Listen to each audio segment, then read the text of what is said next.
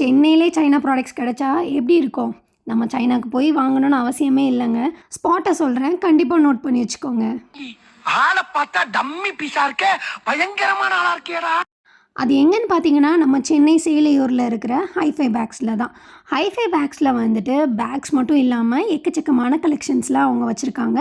இது மட்டும் இல்லாமல் அவங்கக்கிட்ட வந்து ப்ராடக்ட்ஸ்லாம் வந்து சைனாலேருந்து இம்போர்ட் பண்ணி வச்சுருக்காங்க.